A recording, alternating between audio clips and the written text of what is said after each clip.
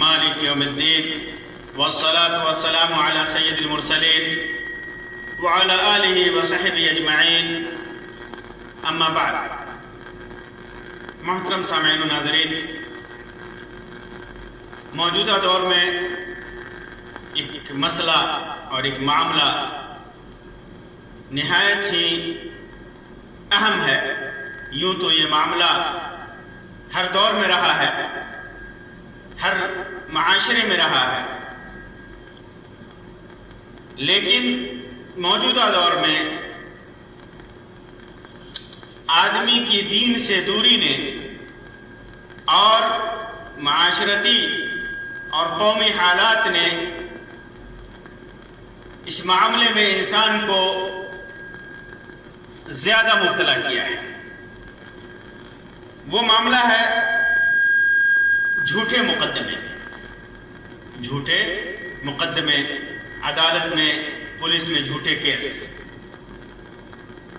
آج کی اس مجلس میں میں آپ کے سامنے اسی سے متعلق چند باتیں رکھنا چاہتا ہوں۔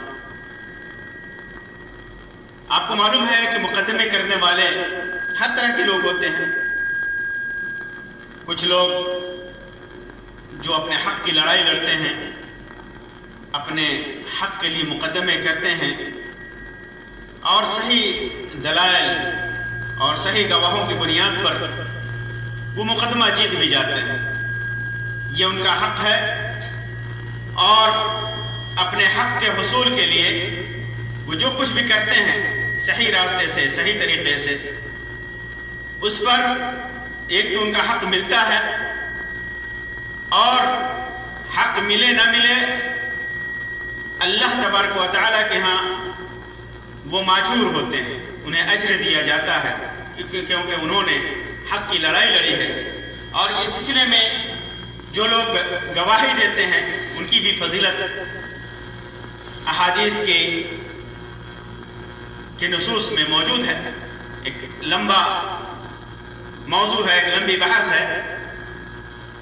اور کچھ دوسرے قسم کے لوگ ہوتے ہیں جو جھوٹے ہوتے ہیں، جھوٹے مقدمے پیش کرتے ہیں، جھوٹے دلائل پیش کرتے ہیں، جھوٹی گواہیاں لاتے ہیں، اور ظاہر سی بات ہے کہ ان کا مقدمہ جھوٹا ہوتا ہے تو گواہیاں بھی جھوٹی ہوں گی، صحیح دلائل تو ہوتے نہیں ہوں گے۔ ایسی صورت میں آدمی جھوٹے گواہ پیش کر کے آدمی مقدمہ جیت جاتا ہے۔ اور یہ آج سے نہیں ہے، زمانے قدیم سے ہے۔ بہت سارے لوگ اتنے پاورفل ہوتے ہیں، چکنی چپڑی ان کی باتیں ہوتی ہیں، اور اپنے زبان کی سلاست کی بنیاد پر وہ مقدمے جیت جاتے ہیں۔ قاضی یا جج، حاکم ان کی باتیں سن کر، ان کی دلائل کو اور گواہیوں کو سن کر، دیکھ کر فیصلہ دے دیتا ہے ان کے حق میں، کیونکہ وہ اسی کا مکلف ہے۔ قاضی اور حاکم اور جج یہ اسی کا مکلف ہے۔ اس کے سامنے معاملات چاہے جیسے بھی ہوں، جس کی طرف سے گواہی دی جاتی ہے، دلائل پیش کیے جاتے ہیں، اس پر مطمئن ہوتا ہے یا مطمئن نہ بھی ہو، لیکن دلائل جھوٹے آدمی کے حق میں ہے تو فیصلہ اسی کی بنیاد پر دیتا ہے۔ اس کا حق ہے، اس کی ذمہ داری ہے، اور یہ اس پر اس کا مواخذہ بھی نہیں ہوگا، کیونکہ حدیث میں بھی ہے، اللہ کے رسول صلی اللہ علیہ وسلم نے فرمایا کہ حاکم جب فیصلہ کرتا ہے اور غلط فیصلہ کرتا ہے، صحیح فیصلہ کرتا ہے تو اسے 2 اجر ملتا ہے، اور غلط فیصلہ اگر اس سے ہو جاتا ہے تو اسے 1 اجر ملتا ہے۔ بہرحال جو آدمی جھوٹا مقدمہ پیش کرتا ہے، اس کا مقدمہ جھوٹا ہے، اس کی باتیں جھوٹی ہیں، یا باتیں وہ حق سمجھ رہا ہے، وہ سمجھ رہا ہے کہ وہ حق پر ہے، لیکن جو گواہیاں اور جو دلائل پیش کرتا ہے وہ جھوٹے ہیں، وہ جھوٹے ہیں۔ اپنے حق کو حاصل کرنے کی بنیاد جھوٹ پر رکھتا ہے۔ تو ایسے لوگوں کے سلسلے میں میں ایک روایت سب سے پہلے آپ کے سامنے پیش کر دوں۔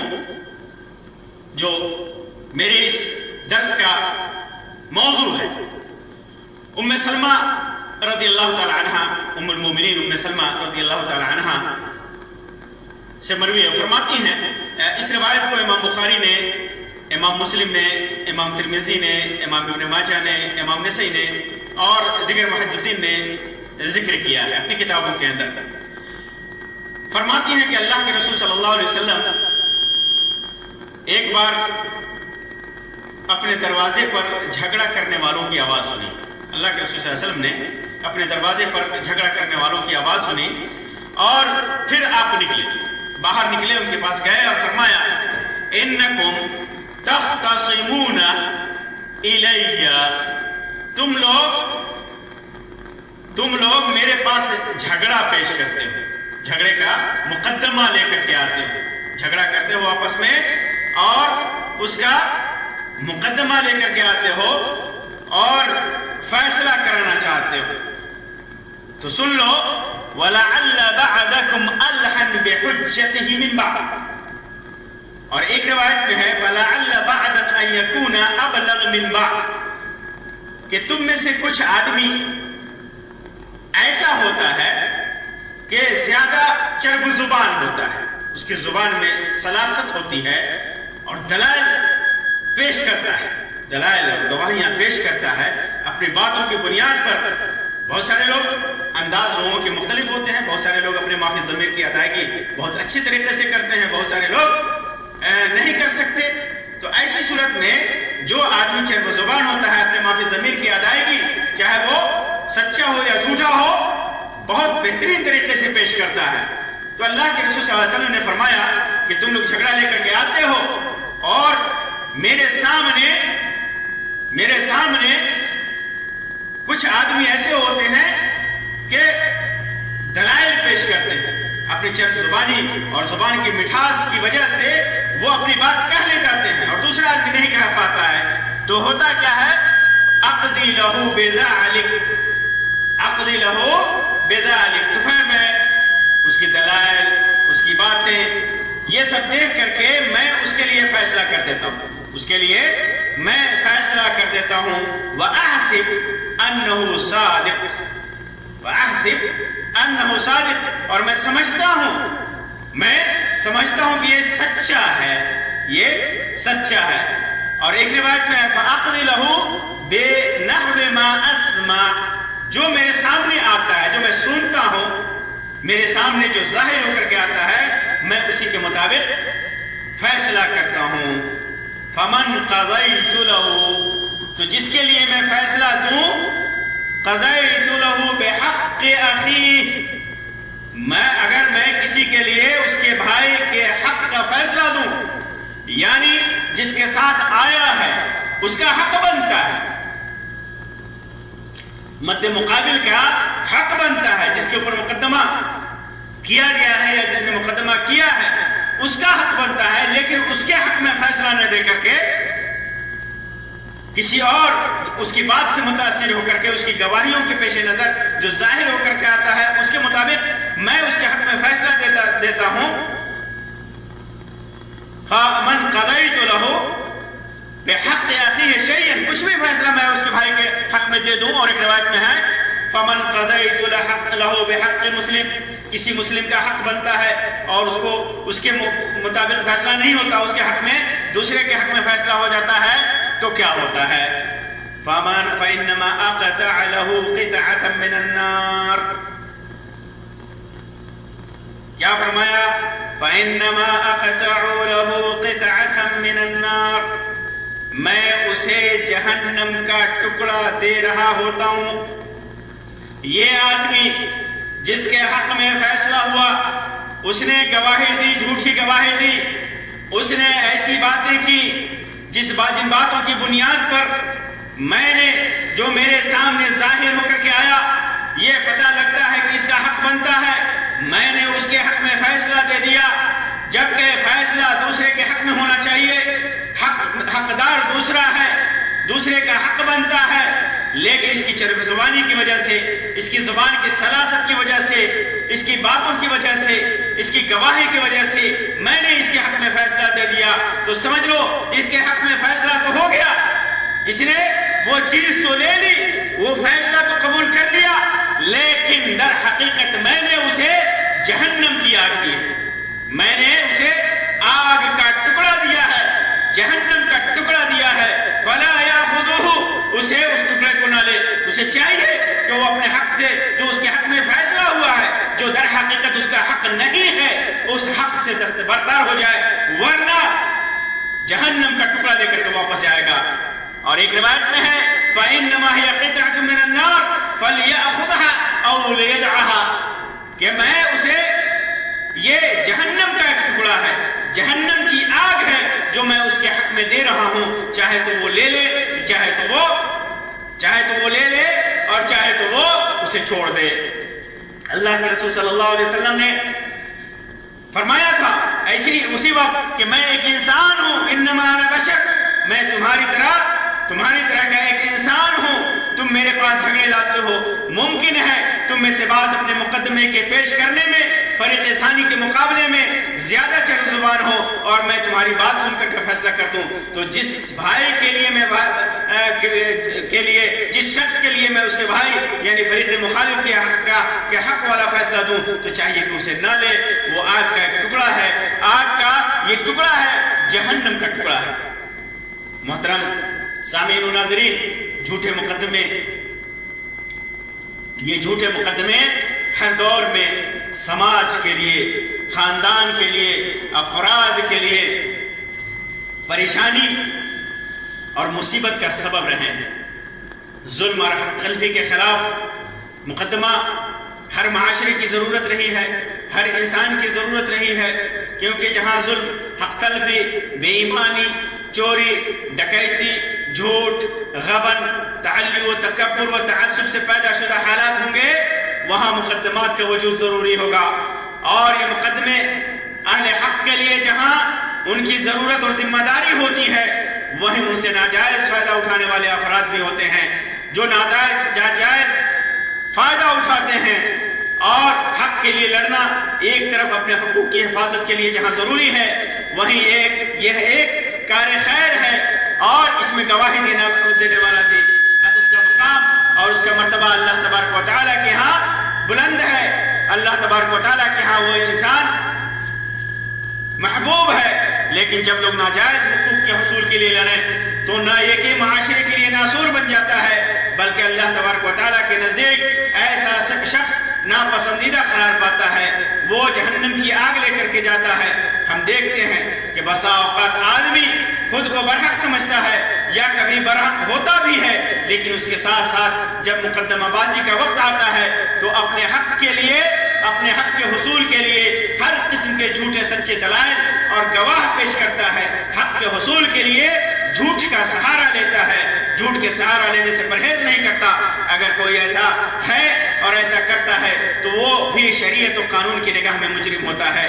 فیصلہ اگرچہ اس کے حق میں ہو جائے، لیکن اس کا فیصلہ اس فیصلے کی شکل میں وہ جہنم کی آگ لے کر کے لوٹتا ہے، کیونکہ ہو سکتا ہے اس مقدمے کے دوران کئی افراد کو جھوٹ کا مرتکب قرار دیا جائے، کیونکہ جو اس کی طرف سے گواہی دے گا، انسان اپنا حق حاصل کر رہا ہے لیکن جھوٹی گواہی لایا، جھوٹی دلیل لایا، تو یہ جھوٹا گواہ اس نے جھوٹ بولا ہے، یہ گنہگار ہو گیا، اور ایک گنہگار کا استعمال اس نے کیا ہے، گنہگار کے گناہ سے اس نے فائدہ اٹھایا ہے، خود گناہ کر رہا ہے اور دوسرے کو گناہ کا مرتکب قرار دے رہا ہے، دوسرے کو گنہگار بنا سکتا ہے۔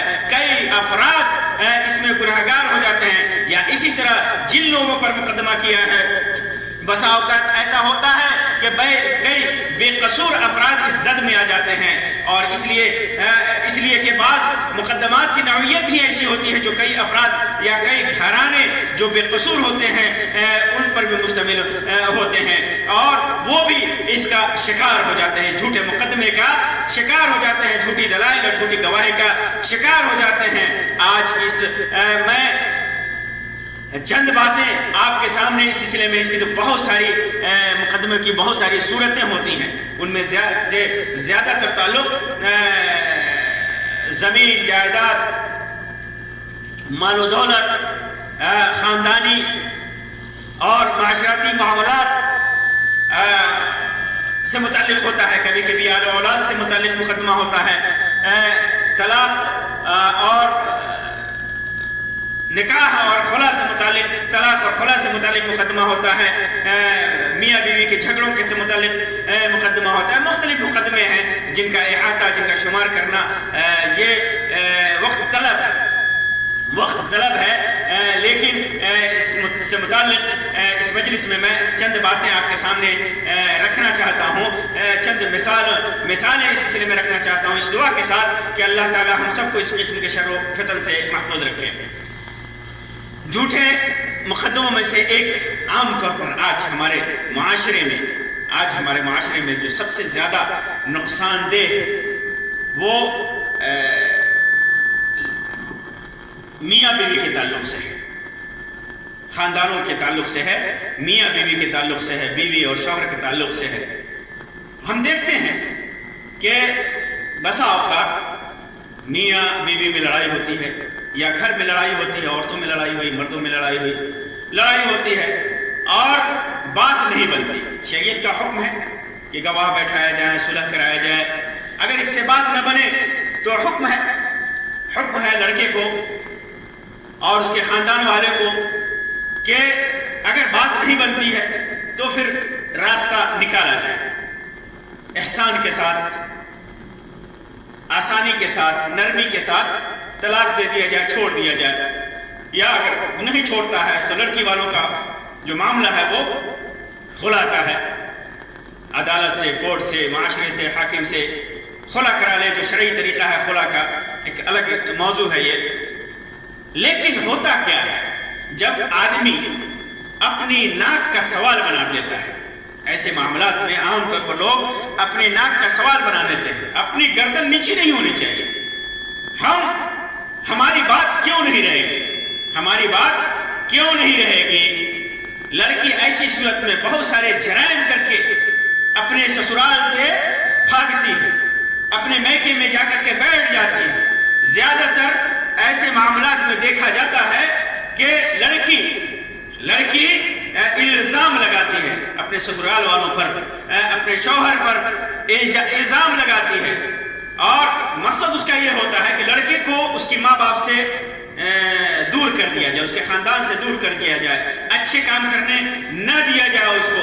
لڑکا جو اچھا کام کرنا چاہتا ہے، اپنے خاندان کے ساتھ، قوم کے ساتھ حسن سلوک کرنا چاہتا ہے، بہت سارے معاشرے میں دیکھے جاتے ہیں لڑکی کو یہ چیز پسند نہیں ہوتی، اس کے بہنوں سے اس کا تعلق پسند نہیں ہوتا، اس کے ماں باپ سے اس کا تعلق پسند نہیں ہوتا، ماں باپ کے ساتھ حسن سلوک پسند نہیں ہوتا۔ بہت سارے معاملات ہوتے ہیں جو ناجائز طریقے سے، غلط طریقے سے لڑکے کو اپنے فیور میں کرنا چاہتی ہے، پھر اس کے بعد اس کا گھر چھوڑ کر کے میکے میں جا کر کے بیٹھ جاتی ہے، بے جا آزادی کا مطالبہ کرتی ہے۔ تو ایسی صورت میں لڑکا طلاق دے اس سے پہلے ہی یا طلاق دے دیتا ہے تو جہیز اتپیڑن کا مقدمہ کر دیتی ہے، جھوٹا، جبکہ اس کے ساتھ ایسا کوئی معاملہ نہیں ہے۔ جس کے ساتھ جہیز اتپیڑن کا معاملہ ہے، جہیز کے لیے ستایا جا رہا ہے، یہ ایک الگ موضوع ہے۔ اس میں وہ قوم، وہ خاندان، وہ لڑکا، اس کا باپ، اس کی ماں، یہ سب مجرم ہیں، اور ان کے خلاف مقدمہ کرنا لڑکی کے لیے یہ ضروری ہے تاکہ معاشرہ اس برائی سے، اس ظلم سے، اس ناانصافی سے پاک ہو، لوگ اس سے نصیحت حاصل کرے۔ جن گھروں میں لڑکیوں کو جہیز کے لیے ستایا جاتا ہے، ان کے اوپر لڑکی کی طرف سے مطالبہ، مقدمہ یہ جائز ہے، بلکہ بسا اوقات یہ واجب ہے، فرض ہے اس کے اوپر کہ ایسا مقدمہ کرے، تاکہ قوم اور معاشرے کے لیے مثال بنے اور یہ برائی، یہ ظلم، یہ ناانصافی معاشرے سے ختم ہو۔ یہ ضروری ہے۔ لیکن زیادہ تر ایسے معاملات میں دیکھا جاتا ہے کہ لڑکی اپنے شوہر سے ناجائز مطالبہ کرتی ہے، ناجائز آزادی کا مطالبہ کرتی ہے، پھر اس کے بعد جب لڑکا اس کی بات نہیں مانتا، اس کے گھر والے اس کی بات نہیں مانتے، تو یہ جہیز اتپیڑن کا मुकदमा कर देती है, झूठा मुकदमा कर देती है लड़के के ऊपर। और सिर्फ लड़के के ऊपर नहीं करती, लड़के के साथ साथ उसकी माँ पर, उसकी बहन पर, उसके बाप पर, उसके चचा पर, उसके मामा पर, जहां माओ पर, जहां तक हो सके सबको लपेटे में लेते हैं जिससे उसकी दुश्मनी, जिससे उसकी नाचाती है, जिससे वो नापसंद करती है, सबको उस लपेटे में ले लेती है। नतीजा क्या होता है? नतीजा क्या होता है? इस सिलसिले में एक तो झूठा मुकदमा होता है, झूठ बोल करके कि इसने मुझे सताया है, इसकी माँ ने सताया है, इसकी बहन ने सताया है, और फलां ने सताया है, फलां ने सताया है, ये झूठ बोलती है और झूठा मुकदमा दायर की, एक झूठ। दूसरा झूठे गवाह लाती है, झूठे गवाह लाती है, झूठा तरीका इख्तियार करती है। और तीसरा गुनाह रिश्वत देती है, रिश्वत के जरिए अपने हक में फैसला कराना चाहती है। मुकदमे को तूल दिया जाता है कि लड़का चैन से न रहे, उसके खानदान वाले चैन और सुकून की जिंदगी न गुजार सके, वो परेशान रहे। मकसद क्या होता है? उन्हें परेशान करना, उन्हें तकलीफ देना। या ये भी बसा औकात हमारे माशरे में जब तक बीवी को तलाक न दे आदमी दूसरी शादी नहीं कर सकता, ये माशरे ने अपना बनाया हुआ है। तो इस चीज को महसूस करके, इसको जान करके, ताकि लड़का दूसरी शादी न कर सके और जिंदगी भर परेशान रहे, उसको परेशान करना मकसद होता है। और बस औकात उससे नाजायज माल तलब करना इसका मकसद होता है, नाजायज दौलत उससे तलब करे, माल तलब करे। तो इस तरह झूठे गवाह तैयार करना, रिश्वत देना और गलत इल्जामात लगाना। इस सिलसिले में यह भी होता है कि लड़का और लड़के के घर वालों के ऊपर जो गुनाह नहीं बनता है, जो उन्होंने जुर्म किया ही नहीं, उस सिलसिले में एक सिर्फ जहेज का, उत्पीड़न का मामला नहीं रखते, बल्कि मुख्तलिफ किस्म के इल्जामात लगाते हैं। और ये लड़के की तरफ से होता है। और दूसरा एक रुख और भी है, दूसरा रुख और भी है, लड़का की तरफ से मुकदमा। ये भी होता है हमारे माशरे में, ये भी होता है, लड़का की तरफ से मुकदमा किया जाता है लड़की के ऊपर। क्यों? किसी वजह से लड़की नाखुश है, अपने शौहर से नाखुश है, उसके आदत और अतवार से नाखुश है, उसके घर में उसकी माँ बहन के सलूक से नाखुश है, उसके बाप के सलूक से नाखुश है। या कभी ऐसा होता है कि लड़का बद्दीन है, वो दीन की तरफ बुलाना चाहती है, लड़का जाना नहीं चाहता, और लड़की के घर वाले बद्दीन हैं।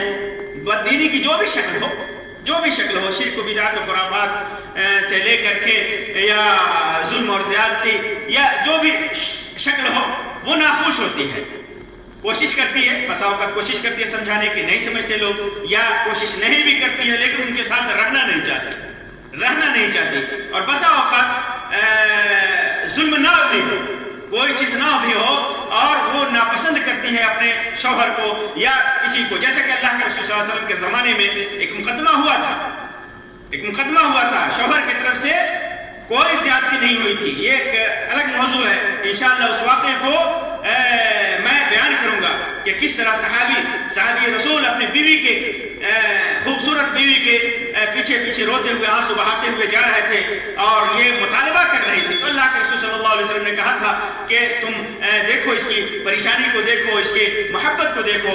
तो उन्होंने कहा था कि अल्लाह के रसूल सल्लल्लाहु अलैहि वसल्लम, काश तुम रुजू कर लेती। तो अल्लाह के रसूल सल्लल्लाहु अलैहि वसल्लम ने कहा था कि अल्लाह के रसूल सल्लल्लाहु अलैहि वसल्लम, अगर आपका हुक्म है तो सर आंखों पर, अगर आपका मशवरा है तो मैं इसके पास नहीं रहना चाहती। तो अल्लाह के रसूल सल्लल्लाहु अलैहि वसल्लम ने दोनों के दरमियान तलाक करवा दिया था। तो बसा औक़ात होता है लड़की पसंद नहीं करती, कुछ दिनों के बाद ससुराल में वो रहना पसंद नहीं करती, या कोई भी वजह हो उसकी, वो नहीं पसंद करती। अगरचे लड़के वालों की तरफ से कोई जुल्म और ज्यादती ना हो, फिर भी वो नहीं रहना चाहती। उसका हक है, उसकी जिंदगी है। लड़की जिस तरह लड़के की जिंदगी है, वो चाहे तो किसी लड़की के साथ शादी करके रहे, ना चाहे तो ना रहे, उसकी जिंदगी है। जिससे चाहे शादी करे ना करे, उसी तरह लड़की का भी अपना हक है, जिससे चाहे शादी करे, जिससे चाहे शादी ना करे, जिसके साथ रहना चाहे वो जिसके रहे, जिसके साथ ना रहना चाहे ना रहे। तो ऐसी सूरत में लड़की बसा औक़ात अपने मैके चली जाती है, या वहां रहते हुए भी वो रहना नहीं चाहती, और तो उसके ऊपर नाजायज और झूठा मुकदमा ठोक दिया जाता है। لڑکے والے بسا اوقات اپنی تعصب اور تنگ نظری کا شکار ہو جاتے ہیں. لڑکے والے یا لڑکا اپنے تعصب اور تنگ نظری کا شکار ہو جاتے ہیں. ان کا ذہن اتنا خراب ہوتا ہے کہ یہ سوچتے ہیں کہ لڑکی ہمارے اوپر مقدمہ نہ کرنے سے پہلے خود مقدمہ کر دو، خود مقدمہ کر دو، اور وہ مقدمہ ٹھوک دیتے ہیں، مقدمہ ٹھوک دیتے ہیں. بسا اوقات تو ہوتا ہے کہ لڑکی غلطی کر کے بھاگی ہے، لڑکی غلطی کر کے بھاگی ہے، لڑکی چوری کر کے بھاگی ہے، لڑکی نے بدکاری کی ہے، لڑکی نے کچھ بھی کیا ہے، وہ بسا اوقات ہوتا ہے. اور بہت سارے معاملات میں ایسا ہوتا ہے. لیکن بسا اوقات ہوتا ہے کہ اس نے کچھ کیا نہیں ہے، کچھ کیا نہیں ہے، بس ان کے ساتھ نہیں رہنا چاہتے. ہر صورت میں لڑکا والا یا لڑکا مقدمہ ٹھوک دیتا ہے، مقدمہ ٹھوک دیتا ہے، پولیس میں معاملہ بھیج دیتا ہے، کورٹ میں بھیج دیتا ہے، عدالت میں. اور اس کے لیے ظاہر سی بات ہے کہ گواہی اور دلیل کی ضرورت ہوگی، گواہی اور دلیل کی ضرورت ہوگی. تو بسا اوقات آدمی ایسی صورت میں ناجائز الزام لگاتا ہے. کیا؟ بدکاری کا الزام لگا دیتا ہے، چوری کا الزام لگا دیتا ہے، سوء اخلاق کا الزام لگا دیتا ہے، بدخلقی کا الزام لگا دیتا ہے. پھر اس کے بعد جب کورٹ میں پہنچتا ہے جھوٹے گواہ تیار کرتا ہے، رشوت کے ذریعے اپنے حق میں فیصلہ کرانا چاہتا ہے، مقدمے کو طول دیتا ہے، اس کے خاندان والے کو پریشان کرنا چاہتا ہے، اپنی ناک اونچی کرنا اس کا مقصد ہوتا ہے، مد مقابل کو، مد مخالف کو پریشان کرنا مقصود ہوتا ہے. بہت سارے مقاصد ہوتے ہیں. اسی طرح زمین و جائیداد کا مقدمہ ہوتا ہے. ہمارے معاشرے میں یہ بھی ہے، زمین و جائیداد ہڑپنے کے لیے لوگ جھوٹا مقدمہ پیش کرتے ہیں، غلط نقشہ پیش کرنا، کورٹ میں جھوٹے گواہ تیار کرنا، رشوت کے ذریعے اپنے حق میں فیصلہ کرانا، مقدمے کو طول دینا. یہ سارے مقاصد ہوتے ہیں. اور اسی طرح کبھی کبھی مقدمہ آدمی مقدمہ کرتا ہے تو خاندانی عصبیت کی بنیاد پر مقدمہ کرتا ہے، خاندانی لڑائی کو جاری رکھنے کے لیے کورٹ میں اسی صورت میں بھی کورٹ میں جھوٹے گواہ تیار کرتا ہے، رشوت اور دولت کے بلبوتے پر اپنے حق میں فیصلہ کرانا چاہتا ہے. اور مقدمے کی ایک صورت یہ بھی ہے کہ صاحب عمارت، صاحب حکومت یہ لوگوں کے اوپر جھوٹا مقدمہ ٹھوک دیتے ہیں. جیسے کوئی حکومت ہے اپنے عوام کے اوپر، اپنے لوگوں کے اوپر جو ان کے آئیڈیالوجی سے، ان کی حکومت سے ناخوش ہیں. اگر وہ حقیقی معنوں میں صحیح ہیں، وہ ناخوش ہیں تو ٹھیک ہے، لیکن وہ ناخوش ہیں اور ناجائز طریقے سے ناخوش ہیں، چھوٹی چھوٹی باتوں پر ناخوش ہیں. جو حاکم اور امیر جو کر رہا ہے اس کے خلاف بغاوت پر آمادہ ہے تو ان کے اوپر بھی مقدمہ ٹھوک دیا جاتا ہے. اور ناخوشی ناجائز چیزوں میں ہوتی ہے یا جائز چیزوں میں، اور حکومت جھوٹے الٹے سیدھے الزامات لگاتی ہے. جیسے آج کل کے دور میں ہو رہا ہے کہ آدمی کسی حکومت کے خلاف ہے، چاہے وہ جس حیثیت کا بھی ہو، اس کے اوپر جھوٹے مقدمے ٹھوک کر کے ان کو 20 سال 25 سال 30 سال تک جیلوں میں رکھا جاتا ہے. کبھی کبھی وہ جیل ہی میں مر جاتے ہیں، مقدمہ جھیلتے مر جاتے ہیں، اور بسا اوقات نکلتے ہیں تو ان کا سب کچھ تباہ اور برباد ہو چکا ہوتا ہے. تو یہ مقدمے کی نوعیت ہے، یہ مقدمے کی ساری نوعیتیں ہیں، جس کی وجہ سے آدمی معاشرہ برباد ہوتا ہے. اور بسا اوقات یہ دیکھنے میں ملتا ہے کہ آدمی خود مقدمہ نہیں کرتا، آدمی نہیں چاہتا آدمی دل سے نہیں چاہتا کہ وہ مقدمہ کرے، لیکن اپنے حواشی کے بہکاوے میں آ کر کے مقدمہ کر بیٹھتا ہے، اپنے حواشی کے بہکاوے میں آ کر کے مقدمہ کر دیتا ہے. خود ان کا دل نہیں چاہتا، وہ نہیں چاہتے کہ مقدمہ کریں، لیکن لوگ چڑھاتے ہیں اس کو. تم کیسے ہار مان جاؤ گے؟ تم کیسے بیٹھ سکتے ہو ایسے؟ کیوں؟ کیسے تم اس کو چھوڑ سکتے ہو؟ نام تو نے خاندان کا برباد کر دیا، ناک نیچی کر دی تو نے خاندان کی، ایسا ہے ویسا ہے. کبھی باپ، کبھی بھائی، کبھی چچا، کبھی معاشرے کے لوگ، کبھی دوست و احباب، کبھی خاندان اور گھر کی عورتیں، یہ ساری چڑھا کر کے اس سے مقدمہ کروا دیتی ہیں. اور تو جس طرح یہ مقدمہ کرنے والا مجرم ہے، اسی طرح اس قسم کے لوگ بھی مجرم ہیں. یہ فالتو قسم کے لوگ ہیں، یہ فالتو قسم کے مقدمہ میں لوگوں کو پریشان کرتے ہیں. اور الگ سے کھڑا ہو کر کے کوئی خاندان اور کوئی لڑکا، کوئی فرد مقدمہ کر کے پریشان ہے، دوسرا مد مخالف بھی پریشان ہے، مد مقابل پریشان ہے، یہ دیکھ کر کے مزہ لیتے ہیں. ان کا تو کچھ جاتا نہیں، ان کا تو کچھ جاتا نہیں. کبھی کبھی تھوڑے بہت پیسے سے مدد کر دیں گے، لوگوں سے بات کر کے مدد کر دیں گے، اپنی پہنچ کا استعمال کر دیں گے، لیکن الگ سے دیکھ کر کے یہ مزہ لیتے ہیں، یہ مزہ لیتے ہیں. یہ بہت بڑے مجرم ہیں، یہ سماج کے بہت بڑے مجرم ہیں، فالتو قسم کے لوگ ہیں. ہمارے معاشرے میں اس قسم کے مقدمات ظاہر ہوتے رہتے ہیں، اور یہ سارے جھوٹے مقدمے، ان کے اندر ہر قسم کے غلط اور ناجائز جو مقدمات ہوتے ہیں، دلائل، جھوٹا دعویٰ کیا جاتا ہے، جھوٹے گواہ پیش کیے جاتے ہیں، جھوٹے اوراق اور پیپر تیار کیے جاتے ہیں، رشوت دیا جاتا ہے، دھمکی دیا جاتا ہے، مال کا بیجا اسراف و تبذیر کے ساتھ استعمال کیا جاتا ہے، وکیلوں کو جھوٹ پر بولنے پر ابھارا جاتا ہے، خود اپنی زندگی تباہ کی جاتی ہے، مد مقابل کی زندگی بھی تباہ کی جاتی ہے، انہیں پریشان کیا جاتا ہے. یہ سارے انجام اس کا بھیانک انجام ہے، دینی اور دنیاوی ہر طرح سے اس کا نقصان ہے. یہ چیز خوب اچھی طرح سے وہی آدمی سمجھ سکتا ہے جو جس کا اس جیسے مقدمات سے واسطہ پڑا ہو، اس جیسے مقدمات سے واسطہ پڑا ہو. آپسی اختلاف و انتشار، لمبی چلنے والی دشمنی، خاندان کی تباہی، بچوں کا مستقبل خراب ہونا، نفرت کا ریلا، کاروبار اور نوکری پر برا اثر، معاشرے میں بدنامی اور لوگوں کا اعتبار کھونا. لوگ بھی ایسے آدمی کو غلط نگاہوں سے دیکھتے ہیں. بسا اوقات تو ایسے خاندان میں لوگ شادی بیاہ سے بھی کتراتے ہیں، ان لوگوں سے معاملات کرنے سے بھی کتراتے ہیں جن خاندانوں میں اس قسم کی مقدمات کا اور اس قسم کے کیسوں کا چلن ہو اور اس قسم کا کیس پایا جائے، مقدمات پایا جائے. اسی طرح اس کا بھیانک انجام میں سے ایسے مقدموں کا قتل و غارت گری تک نتیجہ پہنچتا ہے، رشتے ٹوٹتے ہیں، مال کا ناجائز اور غلط استعمال ہوتا ہے، غلط راہ میں پیسے خرچ ہوتے ہیں.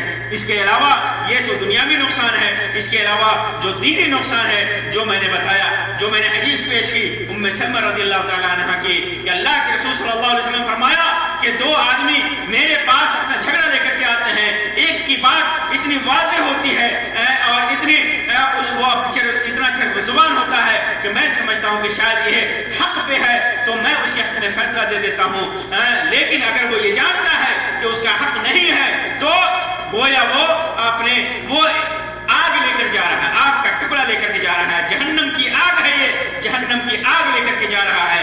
وہ لے کر کے جائے گا تو جہنم کی آگ لے کر کے جائے گا. تو اسے چاہیے کہ وہ فیصلہ جو اس کے حق میں ہوا ہے اس سے دستبرداری کا اعلان کرے، اس سے دستبردار ہو جائے، اور پہلے تو ایسا مقدمہ نہ پیش کرے، اور اگر پیش کرتا ہے اس کے حق میں فیصلہ ہوتا ہے اور وہ سمجھتا ہے کہ یہ حق ناحق فیصلہ ہے، یہ فیصلہ میرے حق میں ہوا، لیکن اس کا حقدار اس کا بھائی ہے، اس کا مسلمان بھائی ہے اور اس کا فریق مخالف ہے، تو اس سے دستبرداری کا اعلان کرنا چاہیے. یہ دینی نقصان ہے، یہ دینی نقصان ہے ایسے مقدموں کا. اور ظاہر سی بات ہے آپ کے سامنے میں بتا دوں کہ ایمانداری کا ایسے مقدمے سے بچنے کا علاج کیا ہے. آخر میں آپ کو بتاؤں کہ اس قسم کے مقدموں سے بچنے کا علاج کیسے آدمی بچ سکتا ہے. تو سب سے پہلی بات ہے کہ ایمانداری اور امانت داری، انسان کے اندر ایمانداری اور امانت داری کی صفت ہونی چاہیے. ایمانداری کو نہیں چھوڑنا چاہیے. جس کے اندر ایمانداری ہوگی، امانت داری ہوگی، اس قسم کی جھوٹے مقدمے نہیں کرے گا، دین پر صحیح طور پر عمل کرے گا، تقوی شعار ہوگا، اللہ کا خوف ہوگا، قیامت کے دن سزا اور حساب و کتاب کا خوف ہوگا، جہاں ذرے ذرے کا حساب ہوگا. اللہ تبارک و تعالیٰ فرماتا ہے فَمَن يَعْمَلْ مِثْقَالَ ذَرَّةٍ خَيْرًا يَرَهُ وَمَن يَعْمَلْ مِثْقَالَ ذَرَّةٍ شَرًّا يَرَهُ. ذرہ برابر بھی نیکی کیا ہوگا قیامت کے دن دیکھے گا، ذرہ برابر بھی برائی کیا ہوگا، غلط کیا ہوگا، قیامت کے دن وہ دیکھے گا، اس پر اس کا حساب و کتاب ہوگا، اسے سزا ہوگی. ام المومنین عائشہ رضی اللہ تعالیٰ عنہ کی روایت ہے صحیح بخاری اور مسلم کی. اللہ کے رسول صلی اللہ علیہ وسلم نے فرمایا من ظلم قید شبر طوقہ من 7 ارضین. کسی نے ظلمن ناجائز مقدمہ کر کے یا اپنے طاقت کے بلبوتے پر کسی کی زمین و جائیداد ہڑپ لیا تو قیامت کے دن اس کی گردن میں اس کا 7 گنا زیادہ اسے پہنایا جائے گا، اس کی گردن میں لٹکایا جائے گا۔ تو معلوم اسی پر سارے مقدمے ہیں جو غلط مقدمات، جھوٹے مقدمات ہیں۔ آدمی جھوٹ بول کر، جھوٹی گواہی پیش کر کے، جھوٹے دلائل دے کر، جھوٹے کاغذات پیش کر کے، جھوٹا الزام لگا کر کے اگر مقدمات جیتتا ہے تو قیامت کے دن اس سے وہ بھاگ نہیں سکتا۔ بلکہ میں تو کہتا ہوں کہ یہ حقوق العباد میں سے ہے، یہ حقوق العباد میں سے ہے۔ آدمی قیامت کے دن دنیا میں تو وہ لے لے گا، دنیا میں کسی کا حق تو مار لے گا جھوٹے مقدمات کی بنیاد پر، اپنے حق میں فیصلہ تو کرا لے گا، لیکن قیامت کے دن کیا ہوگا؟ چاہے وہ جتنا نیک ہو، جتنا دیندار ہو، جتنی نیکی کا اس کا چرچا ہو، جتنا نمازی ہو، جتنا روزہ رکھا ہو، روزے دار ہو، نمازی ہو، پہاڑ لے کر کے، نیکیوں کا پہاڑ لے کر کے آئے گا، لیکن قیامت کے دن ہوگا کیا کہ ساری نیکیاں اس کی لے کر کے جو حقدار ہیں، حقدار کو دے دیا جائے گا، اور پھر اس کے نتیجے میں کیا بچے گا؟ گناہ بچے گا، اس کا بھی گناہ بچے گا۔ اگر کسی کا حق باقی رہ گیا تو اس کے بھی گناہ اس کے اوپر ڈال کر کے اسے جہنم میں ڈال دیا جائے گا۔ آج ہمارے معاشرے میں اس دینداری، اس تقوی شعاری کی کمی ہے۔ ہم دوسروں کا حق مارنے کے لیے جھوٹے مقدمے کرتے ہیں، اپنی ناک اونچی کرنے کے لیے جھوٹے مقدمے کرتے ہیں، اور اگر ہم اپنا حق لینا بھی چاہتے ہیں تو جھوٹے الزامات لگاتے ہیں۔ کبھی چوری کا الزام لگا دیا، کبھی بدکاری کا الزام لگا دیا۔ اگر یہ سچ ہے تو کوئی بات نہیں ہے، سچ الزام لگایا ہے۔ اگر پردہ پوشی کر دیتا ہے بدکاری وغیرہ پر یا دوسرے گناہ پر پردہ پوشی کر دیتا ہے تو یہ اس کے ایمان کی مضبوطی ہے اور اس کا احسان ہے۔ لیکن اگر وہ بیان کرتا ہے تو اگر حق ہے تو ٹھیک ہے، حق ہے تو ٹھیک ہے، صحیح ہے تو ٹھیک ہے، لیکن اگر غلط ہے، آپ نے چوری کا الزام لگایا، بدکاری کا الزام لگایا اور مقدمہ جیت بھی گئے تو آپ نے اپنا حق صحیح طریقے سے نہیں لیا، اپنا حق غلط طریقے سے لیا ہے۔ تو میرے بھائیوں، اس دنیا میں ہم اپنے حق لینے کے لیے غلط طریقے سے یا غلط مال و دولت حاصل کرنے کے لیے، عزت حاصل کرنے کے لیے، اپنی شہرت اور دولت حاصل کرنے کے لیے جو بھی ہم مقدمات کرتے ہیں اگر جھوٹے ہیں تو سمجھ لیجیے جس کو اس کا انجام دنیا میں بھی برا ہوتا ہے اور آخرت میں بھی اس کا بھیانک انجام ہے، اس کا بھیانک اور برا نتیجہ ہے۔ قیامت کے دن سمجھ لیجیے کہ وہ جہنم کی آگ اسے دی جا رہی ہے۔ اور تعجب کی بات تو یہ ہے کہ بہت سارے لوگ جو دینداری کا دعویٰ کرتے ہیں، پڑھے لکھے لوگ ہوتے ہیں، انجینئر ہیں، ڈاکٹر ہیں، یہاں تک کہ مولوی ہیں، عالم دین ہیں، خود کو داعی کہا، خود کو معلم کہا، مدرس، وہ حدیثیں پڑھاتے ہیں، تفسیر پڑھاتے ہیں، لیکن جب ان کے دل میں بے ایمانی آتی ہے، وہ کسی سے اپنا بدلہ لینا چاہتے ہیں، کسی کو ستانا چاہتے ہیں، کسی کو تکلیف دینا چاہتے ہیں، تو پھر جھوٹے مقدمے کرتے ہیں، خود پریشان ہوتے ہیں، دوسروں کو پریشان کرتے ہیں۔ یہ پڑھے لکھے معاشرے میں یہ چیز انسان اپنے تعصب کی بنیاد پر، اپنے ظالمانہ ذہن اور صفت کی بنیاد پر قوم اور معاشرے کے فالتو لوگوں کے چڑھانے کی وجہ سے، گھر والوں کے چڑھانے کی وجہ سے اس قسم کے مقدمات کر کے اس قسم کی الزام بازیاں کرتے ہیں۔ اللہ تبارک و تعالیٰ کا خوف کریں ایسے افراد، اللہ تبارک و تعالیٰ سے ڈرے، اور ظاہر سی بات ہے کہ ایسے لوگ جو پڑھے لکھے ہیں وہ اللہ تبارک و تعالیٰ نے ان کو ذہن دیا ہے، دماغ دیا ہے، دین کا علم دیا ہے، وہ سوچ سکتے ہیں، وہ اللہ کا خوف انہیں زیادہ ہوتا ہے اگر وہ اللہ سے خوف کریں۔ انما یخشی اللہ من عبادہ العلماء، علماء اللہ سے زیادہ ڈرتے ہیں۔ اگر وہ خوف اپنے دل میں اللہ تبارک و تعالیٰ کا پیدا کریں تو یہ اس سے بچ سکتے ہیں، وہ ڈریں اور اس قسم کی چیزوں سے بچیں۔ اور صرف علماء نہیں، عام آدمی بھی اس قسم کے مقدمات سے، یہ جھوٹے مقدموں سے بچیں، کیونکہ اگر وہ جیت بھی جاتے ہیں، وہ مقدمہ جیت بھی جاتے ہیں، ان کے حق میں فیصلہ ہو بھی جاتا ہے، تو دنیا میں اللہ تبارک و تعالیٰ ان کو مہلت تو دے گا، لیکن آخرت میں اس کی سزا ضرور دے گا۔